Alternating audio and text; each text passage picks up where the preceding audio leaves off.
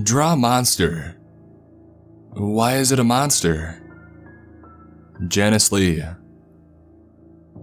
I never truly believed that anything could be truly evil. I never believed in monsters. That is until I lived through these last few months. Mythological beasts didn't cut it. They were just variations on animals that are alive today. Most people, when confronted with an angry bull, would not call it a monster. They would call it an animal that had been provoked into anger. But as soon as this bull had the body of a human, it is suddenly a monster. Even animal predators, most people would agree, are not monstrous. They are simply living their lives like nature had intended it, killing to feed themselves and their young ones. They never kill more than they have to. So does that make man a monster? Is mankind evil since they kill for sport? I don't believe so. Men kill for sport, yes, but the underlying reason for that is more complex. They kill to gain the admiration of their peers.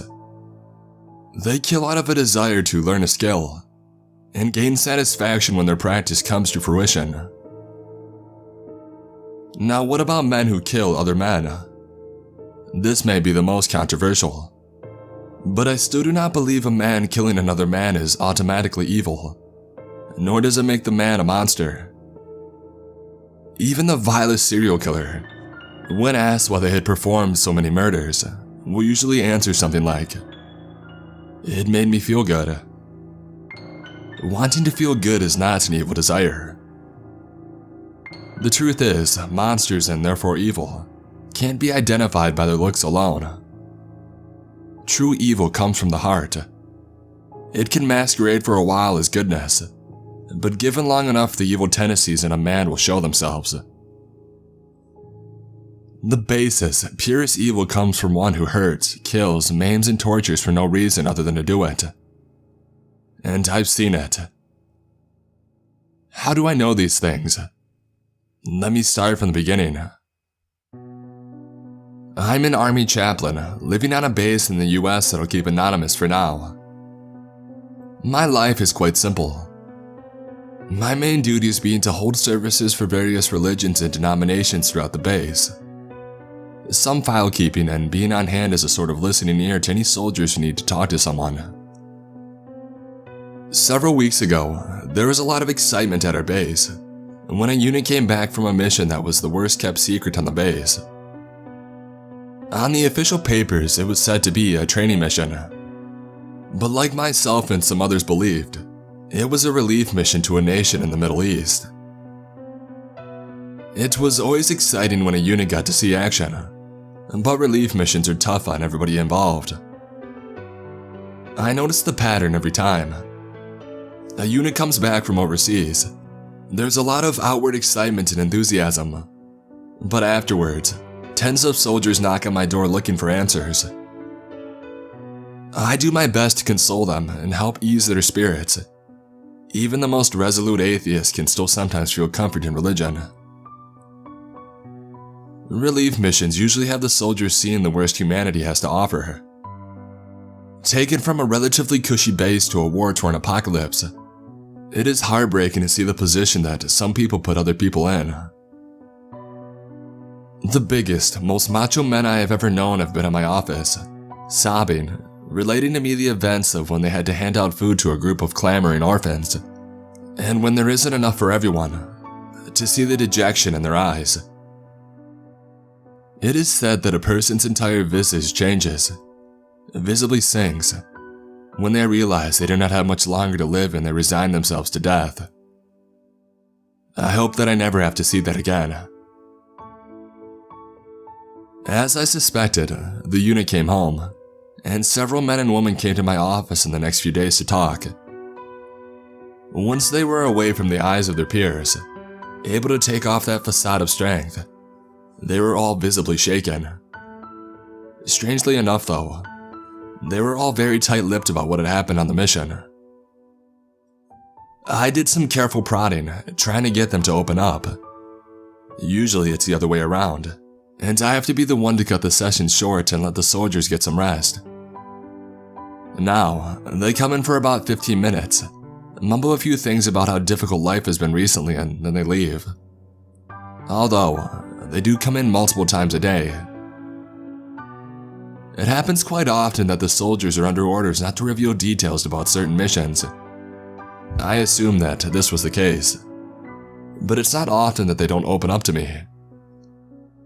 I am privileged with the ability to keep any confession confidential, unless of course somebody admits their intention to cause harm. I have never broken that confidentiality. I believe it is up to the individual and to God whether or not they will turn themselves in. But in this case, each of the soldiers that came in to talk to me were uncharacteristically quiet. Except for one. Alan J. Jefferson was relatively new to the base, having been transferred here several months ago. He seemed popular enough, and he fit in well with nearly all members of the base, officers and enlisted alike. The only thing I noted about him was that he had the tendency to belittle himself often, making awful jokes at the expense of himself. He was always the first to interject that he was the worst shot at the shooting range, the slowest runner, and the weakest athlete, even though none of these were true. Everybody just laughed at him most of the time, but I always suspected that deep down, he was very conflicted. I double-checked the roster and sure enough, he had been one of the ones to go on the relief mission. It seemed odd that he would have been selected, being so young and low in rank. It's possible that he might have volunteered, but something in me didn't find that likely. The first night that he came into my office, he stayed for only a few minutes. He knocked politely on my door, and when I had called him in, he had leisurely sat down on the couch. He seemed happy, happier than I had ever seen him at the camp before. I asked him about it. "Oh, you know, it just seems like I'm fitting in better," was his non-committal reply. He smiled up at me from the couch, as if eager for me to ask him something. The thing is, I had no idea what. "I just checked the records and you were recently deployed," I said. "Yes," he replied eagerly. "How was that?" "I had a blast. I had never been overseas before." A blast? At best, it was a poorly worded joke. At worst, it hinted at something rooted deep down. As I looked down at him, I realized that he seemed to have cuts of some sort on his arms. He saw me looking at them and casually rolled down the sleeves of his regulation fatigues. "Want me to tell you about it?" "It was my first mission overseas, like I said before," he said. "There were so many things to see, so different from here. You know, before I came to base, I'd never been outside of Kansas even." I chewed the inside of my cheek thoughtfully and frowned, unable to master that same enthusiasm as Jefferson. I didn't quite know how to broach the subject, so I just dove right in. "You know, Alan, most people, especially on their first missions, especially in the Middle East, don't have as good of a time as it seems you have." Jefferson looked up at me. His eyes ringed underneath with dark circles and his mouth stretched into a grotesque grin. "Yes, that's true. But I had a really good time." I hadn't noticed before how menacing the soldier looked. I frowned once more, my brow furrowing in confusion, and to be honest, I was a little repulsed. Something about him seemed off. "What did you do there?" "I killed someone," replied Jefferson, much too eager and excited than one should be about killing anyone. This answer was unexpected. I surmised that this was the thing he seemed so eager to tell me about earlier. I looked at him, somewhat disturbed. "You did what?" "I killed a kid," he replied, a smile forming on his face. "One night he broke into our camp and was trying to steal supplies. I was on watch and I shot him while he tried to run away." I looked down in increasing horror as Jefferson's face turned from a sort of satisfied reminiscing to flushed with pleasure. Alan, why would you do that? It was just It was fun. He interrupted, his dark-green eyes looking into mine. I wanted to throw up. The way his body went limp. The soldier closed his eyes and he leaned back, his lips curling into a smile again, as if he was remembering a particularly enjoyable meal. I didn't know what to say to him. He was sick, very sick. Alan, why don't you get some rest? You look awful. I meant that in more ways than one. In the morning, I'll see about setting you up with a counselor. I know these missions can be tough. Jefferson smiled once more at me and wordlessly made his way out of the door. As he left, I shivered. Had he been telling the truth? Or had he made the story up just to frighten me, or to seem tough? Unfortunately, in the next weeks my worst fears would be realized. For the next several days I didn't hear any more about the mission. Jefferson didn't come to see me again, and neither did anybody else who had gone overseas. It wasn't until I received terrible news that I heard Jefferson's name crop up again. There had been a murder in the camp. Somebody had been killed in their sleep in the men's barracks. I closed my eyes and I said a short prayer as I sat down at my desk, hesitant to look at my email. Sure enough, there was a message from the CO saying that my presence had been requested at the camp jail. The prisoner had asked to see me, and I hoped against hope that it wasn't who I thought it was. It was. I made my way mechanically towards the jail, a hardly used structure on the edge of camp. Very rarely there was an infraction serious enough to warrant somebody being sent there, and usually when there was, the person would be sent off base to a military prison. I guess that he was just being held there for a time until transportation could be arranged. In the meantime, it was my duty to try and ease his soul. I entered the building in a patrol motion towards the last in a row of cells lining the far wall. From this angle I couldn't see into the cell. I thanked the guard and I walked down the hallway, sitting down on a plastic chair in front of the bars. Jefferson was sitting on his bunk facing the entrance, but made no indication of seeing me as I approached. He was stock still, stiff as a board. The way that he was sitting couldn't be comfortable. Only once I sat down on the chair did he look up at me. At that moment, I realized that he had been chewing his lip, hard enough that I could see ragged tooth marks on it. Blood flowed down his chin, dripping onto the knees of his fatigues. I could see a pile of bloody tissues at the end of his bed, but he wasn't using them now. As I looked down at his hands, I noticed that his fingernails had been chewed painfully short, a jagged edge remaining on the edge of each. On some fingers, the nail was completely gone, and others had been torn half off. I grimaced, thinking that his inner turmoil of committing murder was so great it led him to self-destruction. Alan, I asked quietly. The last thing this man needed was accusation. He looked up at me with a blank stare. Alan, can you tell me what's going on? He didn't answer, but he brought a finger up to his mouth and chewed on the nail. With every motion of his jaw, he winced in pain.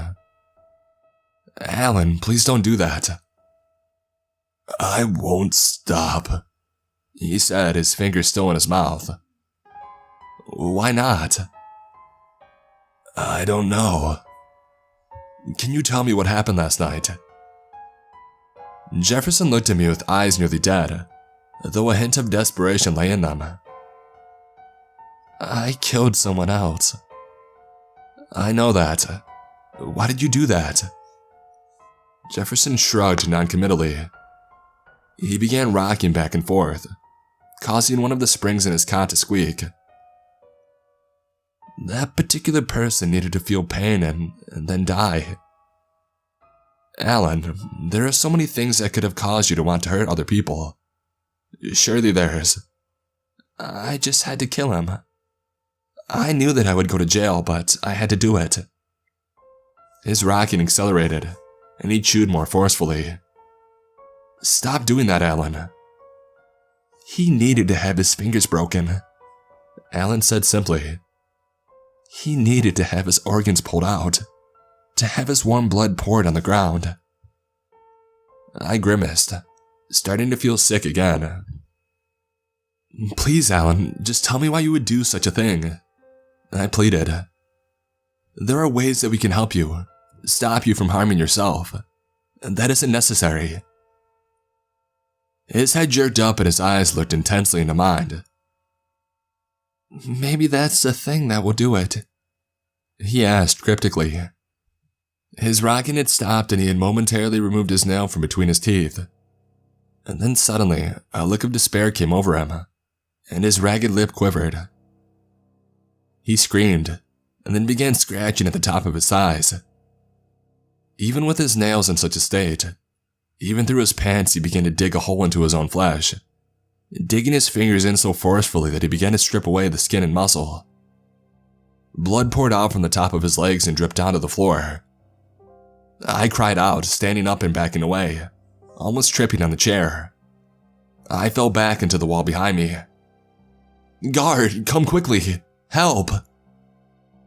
The guards at the door came quickly, swiftly opening the cell door and restraining Jefferson. He thrashed so hard that I feared they wouldn't be able to get him down. Eventually, with 4 people holding him down, they were able to put the straps on him, and though he still didn't calm his movements. One of the guards, a young man that I knew well, looked at me while holding one of Jefferson's feet. You should probably get going, Father. This isn't something that you need to see. I nodded weakly and I made my way out of the building. I needed to see what Jefferson had done to the victim.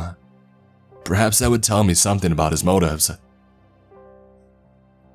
I headed to the men's barracks, which in spite of the lack of soldiers in it now was a flurry of activity. There were paramedics, more guards, and forensic investigators, even the general himself. I stepped quietly up to the general and I saluted smartly, though my insides were still quivering. Good morning, General. Nothing good about it, Father. Right, I agreed. General, I've been talking with Jefferson and I would like to take a look at the crime scene. The general eyed me with a sidelong look, though his expression remained passive. I won't go past the inner crime scene boundaries. After looking for a long time at me, he nodded slightly. He assigned a guard to escort me in. As we stepped past the yellow tape, I noticed a look on the paramedics' faces. They were visibly shaken, and I've seen how much a paramedic can see without letting it rattle them. We stepped inside the barracks and we headed to the back corner. As I neared the group of investigators, I saw what looked like to be paint splashed everywhere. We finally arrived and my stomach lurched as I realized what I thought was paint was really blood. It covered the walls, the bunks, even part of the ceiling. I could see bits of gore spattered everywhere, some of it apparently thrown a distance from the center of the scene. And there in the center was the remains of the murdered man. I say remains because nobody could call it a body at this point. The limbs had been removed and the head. The torso had been split open, with ragged edges everywhere as if no sharp implement had been used to do any of it. I felt bile rise in my throat once more and I looked away. All of my senses seemed to kick in at once, and the smell of the body, the sound of the blood being mopped up, the sight of the gore, all of it hit me at once. I dropped to my hands and my knees in the middle of the room and I vomited on the floor. I stayed there for several minutes, my body shaking. Finally, the guard with me helped me up and we left. Jefferson was taken away that day to spend life in a maximum security military prison. No motive has ever been established. I followed the case through to the end, but only on a superficial basis. I didn't want to hear any more details than I already knew. The courts eventually ruled that Jefferson was insane, as they obviously would. I couldn't help but wonder if there wasn't something more to it. I recalled Jefferson's words. When he said he knew that he would go to jail, but he had to do it, it was as if he was being goaded by an outside source. I was determined to put the whole ordeal behind me. It wasn't worth thinking about. It's all over, I mused thoughtfully, as I chewed on my thumbnail.